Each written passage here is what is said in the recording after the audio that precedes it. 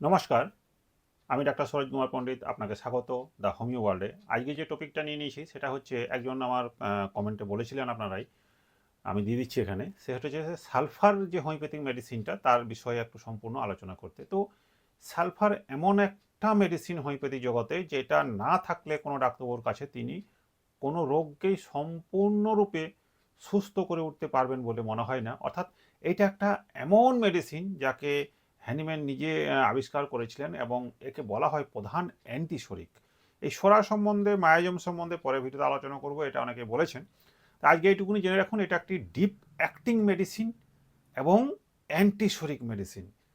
এর হচ্ছে মনে রাখবেন, সহজ কথাতে যদি আমি এটাকে বলতে পারি, অর্থাৎ একে যদি দেখে চিনবেন কি করে, তার আগে বলে নিই, ভিডিও আরম্ভ হওয়ার আগেই আপনি যদি আমার চ্যানেলে প্রথম দর্শক হয়ে থাকেন তাহলে আপনাকে ধন্যবাদ। যারা অনেকদিন ধরে আমার ভিডিও দেখছেন তাদেরকে অশেষ ধন্যবাদ। আর যারা নতুন আছেন, ভিডিও ভালো লাগলে অবশ্যই লাইক দেবেন, সাবস্ক্রাইব করবেন, পাশে যে আই বল বটন রয়েছে সেখানে অলে প্রেস করে সাথে থাকবেন পরবর্তী ভিডিও পাওয়ার জন্য। চলুন শুরু করা যায়। দেখুন, অ্যাকচুয়ালি এই যে সালফার মেডিসিনটা আমি চিনব কি করে?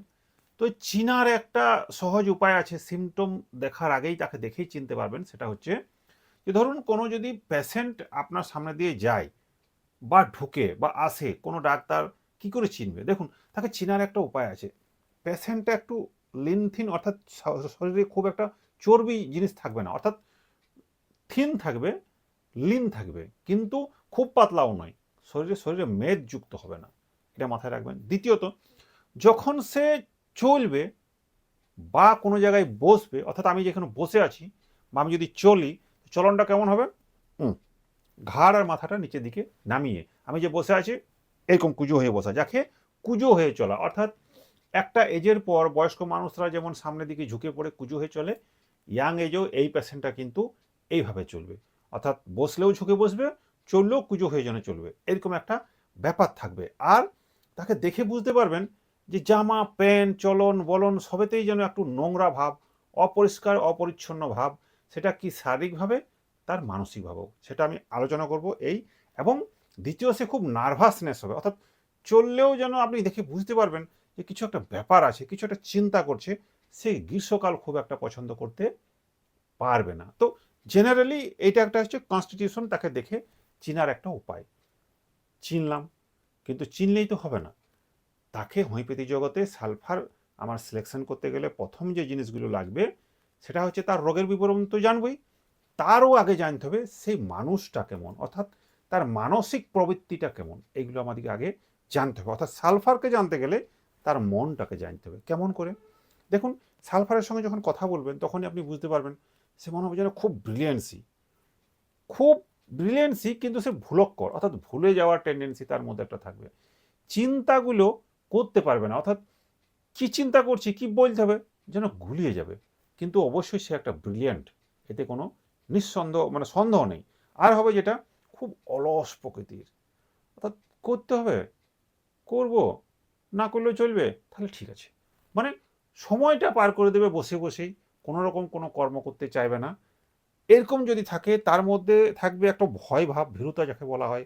স্বার্থপর খুব হবে, অর্থাৎ নিজের ছাড়া কিছু অন্যের জন্য চিন্তা ভাবনা করতে পারবে না। আবার রিভার্সও আছে, পরবর্তীকালে গিয়ে আমি বলছি কেমন। এর একটা মজার ব্যাপার আছে, সেটা হচ্ছে যে কোনো কিছু নিয়ম বা ধরা বাঁধার মধ্যে বাঁধা সে থাকবে না, কোনো কিছুই গ্রাহ্য করবে না, কোনো প্রশাসন শাসন গ্রাহ্য করবে না। সে নিজেই রাজা, অর্থাৎ সে ভাবে আমার মতন মহান পণ্ডিত, আমার মতন রাজা পৃথিবীতে কেউ নেই। অর্থাৎ আমি কোনো ভুল করতে পারি না, আমি যেটা বলবো সেটাই ঠিক, বাকি যেগুলো যা যা বলবে তাদের মধ্যে ভুল ভ্রান্তি আছে, তারা সবাই ভুল। অর্থাৎ নিজেকে রাজা ভাব বা পাণ্ডিত্য ভাব একটা অন্তরে অন্তরে তার মনের মধ্যে চলতে থাকে। এগুলো হবে। আর কি হবে, দেখবেন অনেক সময় কি হয় যে এই যে ধরুন বললাম যে রাজা রাজা ভাব, তার মধ্যে ভুলক্কর ভাব, তার কোনো কিছু ভুল থাকতে পারে না, এগুলো তো সব বললাম। সেই জন্যে যেহেতু ও পাণ্ডিত্য নিজেকে মনে করে যে আমি বড় মহান পণ্ডিত বা রাজা, তর্ক করতে বেশি পছন্দ করবে। সে সেই বিষয়টাতে জানেই না আদৌ, কিন্তু এমনভাবে তর্ক বিতর্ক করবে যে জিনিসটাকে এমন জায়গায় নিয়ে যাবে যে সেখানে আর অন্য কোনো মানুষ তাকে সহ্য করতে পারবে না। অর্থাৎ পাণ্ডিত্য সে একটা ফলাবেই ফলাবে। আবার কিছু হয়, দেখবেন এই যে আপনাকে বললাম সে শারীরিকভাবে নোংরা, মানসিকভাবে নোংরা। কেমন হবে জানেন? এই যে জামা কাপড় আছে না, পরে আছি এখন, সে পেশেন্টটা যদি সালফার হয় কি হবে? তাকে যদি বলেন আপনি নোংরা টোংরা থাকেন, না না ডাক্তার আমি খুব পরিষ্কার পরিচ্ছন্ন থাকতেই ভালোবাসি, পরক্ষণে জিজ্ঞেস করুন এই যে জামাটা পরে আছেন কদিন ধরে পরেছেন, কদিন পরে থাকতে পারবেন বলুন তো আপনি? হ্যাঁ ডাক্তারবাবু আমি 5-6 দিন চালিয়ে দেবো, কোনো অসুবিধা হয় না, আমার জামা প্যান্ট খুব একটা নোংরা টোংরা হয় না। কলার দিকে তাকান, এত ময়লা চিট থাকবে, এত নোংরা, গায়ে থেকে গন্ধ দুর্গন্ধ বেরোবে, কিন্তু সে ভাববে আমি কিন্তু পরিষ্কার পরিচ্ছন্ন আছি। অপর প্রান্তে বাড়িতে যখন ও যাবে, বাড়িতে যখন থাকবে, তখন ঘরের 14 গোষ্ঠী ও উদ্ধার করে দেবে। নিজে এক জায়গাতে থাকবে, হিলবার পাত্র নয়, কিন্তু অন্যকে ইনস্ট্রাকশন দেবে, এটা করো ওইটা করো, ওটা হচ্ছে না ওটা হচ্ছে না, তোমরা নোংরা ওখানে পরিষ্কার করতে থাকছো না। আর সেই ব্যক্তি হয়তো নিজেই বাইরে জুতো পরে চটি পরে ঘরের ভিতরে ঢুকে দিল, নোংরা করে দিল, গামছা এখানে ওখানে ওখানে চাই চতুরে ছড়ানো ছিটানো থাকবে, সে গোছানো থাকতে পারবে না, অথচ অন্যকে ইনস্ট্রাকশন দেবে তোমরা নোংরা, তোমরা ভালো থাকতে পারো না। মানসিকভাবেও সেরকম থাকে, অর্থাৎ সে নিজেও ওরকম করে, শারীরিক প্লাস মানসিক এই জিনিসটাই তার মধ্যে চলতে থাকে। দয়া মায়াও যে নেই তা নয়, এই যে স্বার্থপর বললাম সেরকম নয়। কেমন স্বার্থপর? দেখুন, যেটা স্বাভাবিক নিয়ম, যদি কোনো ভিখারি মানুষ আসেন, খিদে পেয়েছে, কেউ যদি বলেন আমার খিদে পেয়েছে আজ আমি খেতে পাইনি, সে নিজের খাবারটাও দিয়ে দিতে পারবে, কিন্তু সেই খাবারটা দেওয়ার সাথে যদি কোনো কিছুকে বলে, সে যদি কিছু না মানে বা না শুনে, তাহলে সে খাবারটা কেড়ে নিয়ে তাকে তেড়ে দিতেও দ্বিধাগ্রস্ত সে হবে না। এরকম ধরনের তার মানসিকতা। দ্বিতীয়ত কি হবে, অনেক সময় কি হবে যে ধরুন মানসিক, যে বললাম না রাজা রাজা ভাব, এত দার্শনিক ভাব সে থাকবে, সে অনেক সময় হঠাৎ করে মানে দার্শনিক হয়ে যাবে। সে ভগবানকে, আমি কে, ভগবান এই পৃথিবীতে আসার আগে সে কোথায় থাকে, তার কোথায় বাড়ি, সে কেন এখানে জন্মগ্রহণ করলো, এইসব নিয়ে তর্ক ভিতরে সে মানে অনেক কিছু চিন্তা ভাবনা করবে। হঠাৎ করে দেখবেন গলায় রুদ্রাক্ষমালা, সন্ন্যাসী ড্রেস পরে নিয়েছে, এবং সে মানে স্বার্থপরতা যেটা বলছিলাম না, সেই স্বার্থপরতা কেমন নিজের অন্তর্জগতে, সে নিজেকে সন্ন্যাসী ভাবে, সে নিজেকে বড় ভগবানের রূপ ভাববে, ধর্মচর্চা সমস্ত কিছু চলবে, একদম এমন করে থাকবে যে অনেক সময় যে নেগোটি পরে থাকে না, অর্থাৎ গায়ে কোনো নগ্ন অবস্থাতে থাকবে, এই বেশভূষা এমন করে নেবে যে সাধু সন্ত হয়ে গেছে, ধর্ম কথাবার্তা বলবে, কিন্তু প্রকৃত ধর্ম নয়।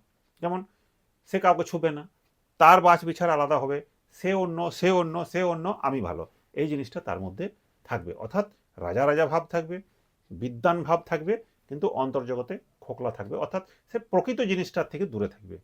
এরকম তার কিন্তু মাইন্ড হবে, মানসিক দিক থেকেও শারীরিক দিক থেকেও। অর্থাৎ তার শরীরে স্কিনটাও যদি দেখেন, দেখবেন নোংরা নোংরা ভাব, যতই তেল মাখুক যেন খসখসে ভাব, কিছু না কিছু একটা হয়ে আছে, চামড়ার কোনো একটা রোগ না কোনো কিছু না কিছু থাকবে।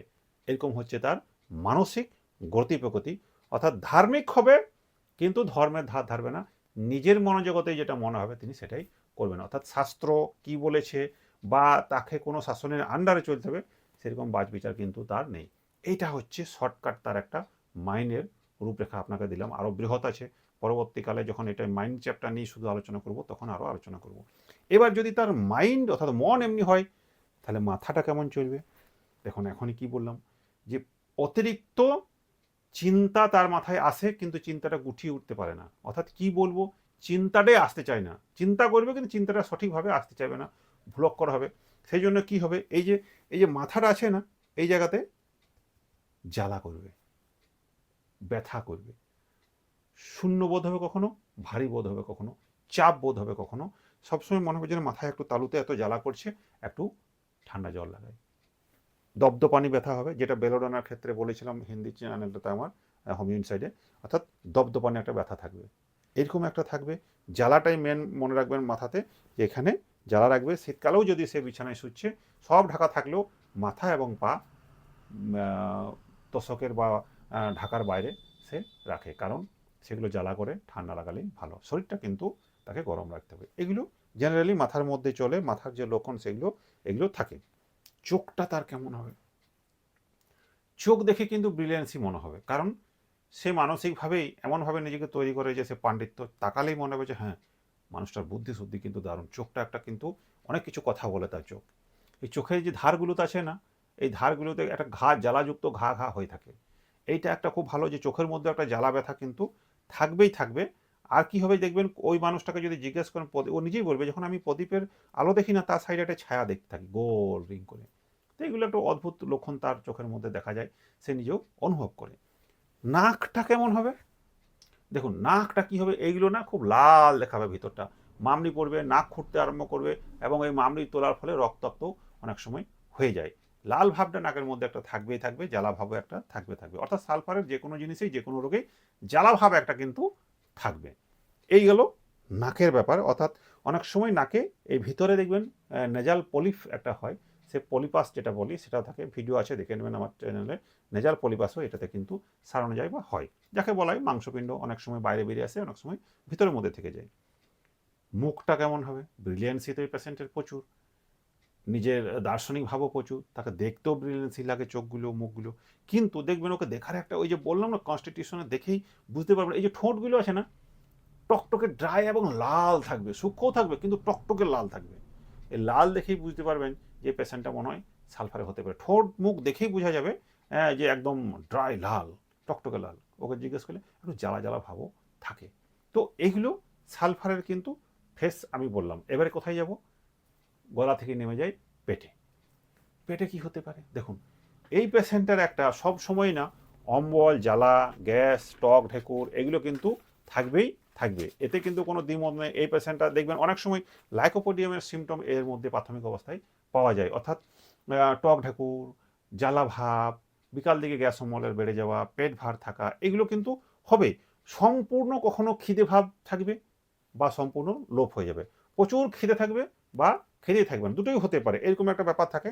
যে কোনো খাবারই সে সবসময় যেন একটা লবণ খাবারের মধ্যে বেশি অনুভব করছে, লবণাক্ত খাবারই সবসময় ঘরে বলবে যে লবণ একটু বেশি দিয়ে দিচ্ছ তোমরা খাবারে, ব্যাপারটা কিন্তু তা নয়, কিন্তু তার মুখে স্বাদটাই যে কোনো খাবারেই লবণ একটা ভাবে, এরকম একটা ব্যাপার থাকবে। আর যেটা হবে সেটা হচ্ছে যে খেতে বসেই খাবারের থেকে সে জলটা বেশি খাবে, দেখবেন অনেকে আছে ঢকঢক করে জল খেতেই থাকছে, দু এক গ্লাস হয়তো দু এক গ্লাস খেয়েছে ভাত, কিন্তু জলটা 3-4 গ্লাস খেয়ে নিচ্ছে, অর্থাৎ কি হয় খাবারটা কম যায়, জলটা পেটে প্রচুর চলে যায়, সেই জন্য পেটটা ফুলে যায়। দেখে এরকম হবে হাত পাগুলো সরু সরু হয়ে গেছে আর পেটটা ফুলে গেছে, এই কঠিন একটা দেখতে মনে হবে, দুধ খেতে খুব একটা পছন্দ করবে না। তো কিন্তু যদি খুব গরমও যেমন পছন্দ করবে না, খুব ঠান্ডাও পছন্দ করবে না, একটা একটু অনেক সময় সে খেতে চায়, একদমই চায় না তেমন নয়, কিন্তু ইচ্ছা থাকে না যে দুধ খায়। আর মিষ্টি তার খুব কিন্তু পছন্দের জিনিস, সে যদি দুধে একটু মধু দিয়েও মিষ্টি মিষ্টি হয়, যে কোনো জিনিসই মিষ্টি মিষ্টি যদি থাকে তাহলে সে কিন্তু পছন্দ করে। তো এইগুলো একটা মনে রাখবেন যে মিষ্টি খেতে পছন্দ করে। আর একটা জিনিস মনে হবে তার মধ্যে, পেটের মধ্যে ওই যে গ্যাস অম্বল হয় না, তখন সে মনে করবে পেটে যেন কোনো জীবজন্তু ঘুরে বেড়াচ্ছে, কিছু একটা আছে গড়গড় গড়গড় করে ঘুরে বেড়াচ্ছে, জীবন্ত কোনো জিনিস কিন্তু ঘুরে বেড়াচ্ছে, এগুলো হচ্ছে অনুভূতি, কিন্তু মনে হবে তার যে এগুলো ঘুরে বেড়াচ্ছে।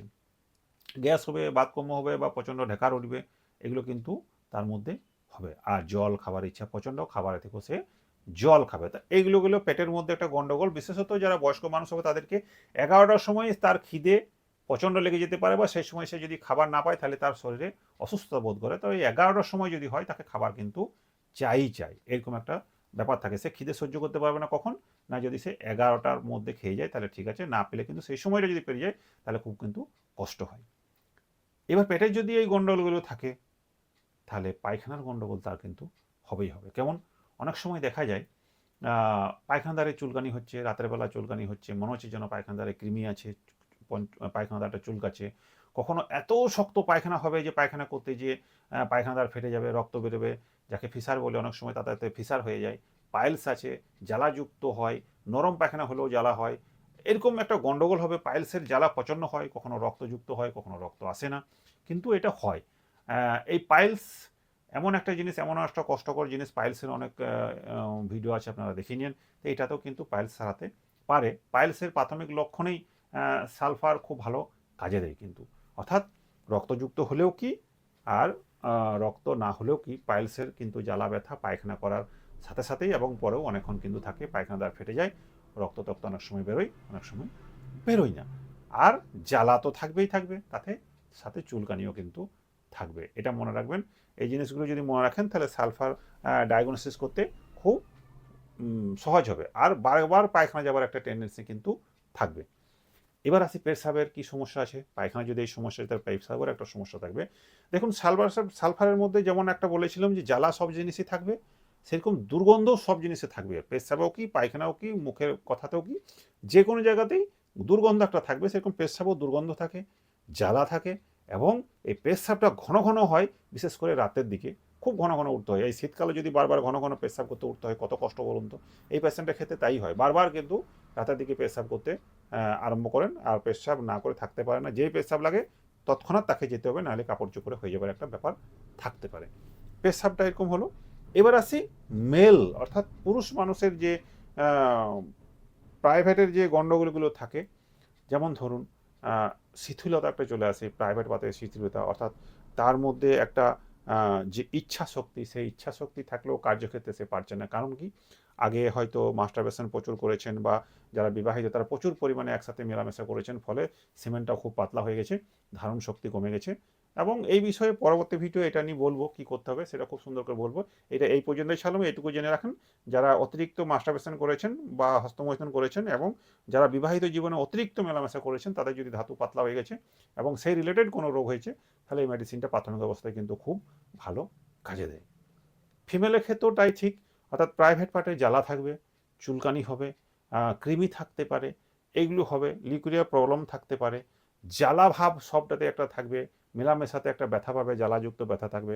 মেন্সেস যেগুলো হয় সেটা কখনো নিয়মিত হয়ই না, অতিরিক্ত সময় ধরে চলতে থাকে, বা কখনো হয়ই না, কম পরিমাণ হয়, এগুলো থাকবে, ব্যথা থাকবে, যাকে আমরা ডিসমেনোরিয়া বলি, সেগুলো হবে। কিন্তু সবারই মধ্যেও কিন্তু যেটা থাকবে, যে সব কিছুতে একটা জ্বালাযুক্ত ব্যথা কিন্তু থাকবে। আরেকটা যেটা হয় সেটা হচ্ছে, দেখবেন যে এই মানে কি বলবো, কাশি বা নাকের দিয়ে ব্লিডিং, এইগুলো বা মাথা ব্যথা পিরিয়ডের কিছুদিন আগে থেকেই শুরু হয়ে যায়। যেই মেন্সটা চালু হয় তখন এগুলো ঠিক হয়ে যায়। অনেকে বলে না আমার মাথা ব্যথা হয়, মেন্সের আগে আগে ডাক্তার, যেই মেন্সটা ঠিক হয় আমার খুলে যায়, ঠিক হয়ে যায়, এরকম একটা ব্যাপার হয়, কাশি থাকে।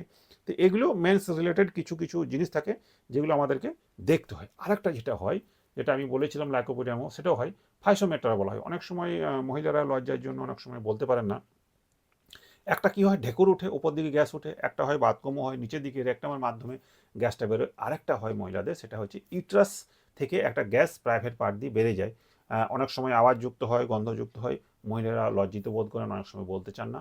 এই সিমটমটাও কিন্তু লাইকোপোডিয়ামও যেমন আছে, আর একটা ওষুধও আছে, আর এইটাও একটা আছে, সালফারও কিন্তু প্রাথমিক অবস্থায় দিলে কিন্তু খুব ভালো কাজ পাওয়া যায়। মেয়েদের ক্ষেত্রেও কি দেখা গেছে, যখন মেয়েরা কি করে, যে একটা হঠাৎ করেই মনে করবে যে আমি বোধহয় প্রেগনেন্ট হয়ে গেছি, আমার মধ্যে বাচ্চা আছে, পেটে ঘুরে ঘুরে বেড়াচ্ছে, এরকম একটা অনুভূতি কিন্তু তাদেরও হয়ে যায়। তো এইটা এই পর্যন্তই ছাড়লাম। যখন মেয়েদের মহিলাদের সম্বন্ধে সালফারকে আলাদাভাবে বলবো, তখন আরও ডিটেলসে বলবো, কারণ সালফার বহু বড় একটা চ্যাপ্টার, আমি জাস্ট শর্টকাট আপনাদেরকে বোঝাবার জন্য আলোচনা করছি। এবারে যেটা যাব সেটা হচ্ছে এক্সট্রিমিটি, অর্থাৎ হাত পায়ে দেখুন ব্যথা জ্বালা থাকবে, সেটা বাত হতে পারে, সাইটিকা হতে পারে, তাতে কিছু যায় আসে না। মূল ফিচার যদি আপনি পেয়ে যান, সালফার জিনিসটাকে চিনতে পারেন, তাহলে যে কোনো রোগে যে কোনো সিমটমই কিন্তু দেওয়া যায়। কিন্তু ক্যারেক্টারিস্টিক ফিচার, অর্থাৎ যেটা না হলে সালফার নয়, সেটা কিন্তু চাই। ঘুমের একটা বড় ব্যাপার আছে, ঘুমটা এর কিন্তু দেখার মতো বা সিমটমটা নেওয়ার মতো। সেটা হচ্ছে যে যে পেশেন্টটাকে দেখবেন, সে হচ্ছে যে যতক্ষণ না বালিশটা তার একটু উঁচু না হয়, ততক্ষণ সে কিন্তু ঘুমাতে পারবে না। এটা মাথায় রাখবেন, ওর বালিশটা একটু উঁচু হইতে হবে, নইলে কিন্তু সে ঘুম হবে না। এবং ঘুমানোর সময় এই একটা হাত এখানে যেন ও রাখতে ভালোবাসবে। অনেক সময় এই ঘুমে অনেক ধরনের স্বপ্ন দেখবে, অনেক সময় গানের স্বপ্ন দেখবে, এবং গান গাইতে গাইতে তার ঘুমটা ভেঙে যাবে। এ অদ্ভুত ব্যাপার একটা, মানে কখনো বোবা ধরা দেখেছেন, ঘুমের মধ্যেই চেঁচাতার্ম করবে, এই ধরনের একটা ব্যাপার আছে। আর হঠাৎ করে তার ঘুম ভেঙে যাবে, খুব ডিপ ঘুম হয় না, একটু হালকাই হয়, কারণ যদি একটু কোনো আওয়াজ হয় তাহলে কিন্তু তার ঘুমটা ভেঙে যাবে। এবং এই ভোর 2টো থেকে 5টার মধ্যে, ভোরের দিকে তার ঘুমটা হতে চায় না, অস্বস্তি হয়, ফলে অনেকক্ষণ পর্যন্ত সে সকাল দিকে আরও ঘুমাতে থাকে, 8টা 9টা পর্যন্ত। এরকম একটা ঘুমের ব্যাপারটা কিন্তু থাকবেই থাকবে। এবারে যেটা হচ্ছে যে চামড়া, যেটা বললাম আপনাদেরকে, যেটা বললাম যে এর শরীরে নোংরাযুক্ত স্কিনটা হয়, অর্থাৎ স্কিনটা দেখেই নোংরা নোংরা ভাবে, মসৃণ নেই, প্লেন নেই, নোংরা নোংরা লাগবে, দেখেই দুর্গন্ধযুক্ত লাগবে, ওকে দেখেই বুঝতে পারবেন জামা প্যান্ট নোংরা, চামড়া নোংরা, ফুসকুড়ি হতে পারে, চুলকানি হতে পারে, একজিমা হতে পারে, সোরাসিস হতে পারে, অনেক ধরনের যত রকমের স্কিনের ভ্যারাইটিজ আছে, নাম আছে, সবই হতে পারে। সেই জন্য বললাম চর্মরোগের একটা কিন্তু শরীরে থাকবেই থাকবে। আর সেখানে জ্বালাযুক্ত চর্মরোগ থাকবে, চুলকাতে চুলকাতে থাকে, এত ভালো লাগবে যে সে ছিঁড়ে ফেলবে, চুলকেই যাবে, চুলকেই যাবে, চুলকেই যাবে, চুলকানো বন্ধ হবে না যতক্ষণ না সে ছিঁড়ে না যাচ্ছে, রক্ত না বেরোচ্ছে, এরকম একটা ব্যাপার থাকবে। তো সালফার তখন আমরা দেখতে পারবো। অর্থাৎ স্কিনের কোনো প্রবলেম দেখলেই সালফার দিতে হবে এমন নয়, কিন্তু মাথাতে আসে যে চর্মরোগ দীর্ঘদিন যদি হচ্ছে, তাহলে কিছু একটা ব্যাপার আছে। তো এটা আমরা মাথায় রাখবো। এবার শর্টকাট যদি বলি, তাহলে কোন কোন ক্ষেত্রে বাড়ে দেখুন। যদি এক্সট্রিম সে রেস্ট নিতে পারবে না, অর্থাৎ শুয়ে বসে সবসময় থাকবে এমন নয়, বেশিক্ষণ দাঁড়িয়ে থাকতে পারবে না। ডান দিকে ও যদি ডান দিকে শুতে চেষ্টা করে তাহলে খুব আরাম বোধ পাবে। রাত্রেবেলায় যদি বিছানায় যায় তাহলে সে অস্বস্তি বোধ করে। অনেক সময় রাত্রেবেলা যখন শুতে যায় প্রাইভেট পার্ট খুব চুলকায়, এই একটা লক্ষণ থাকে। দ্বিতীয়ত চান করতে গেলে তার কষ্ট, মানে সে স্নান করতে একদম খুঁজে না, এই কঠিন অবস্থা, স্নান করতে সে খুঁজবে না।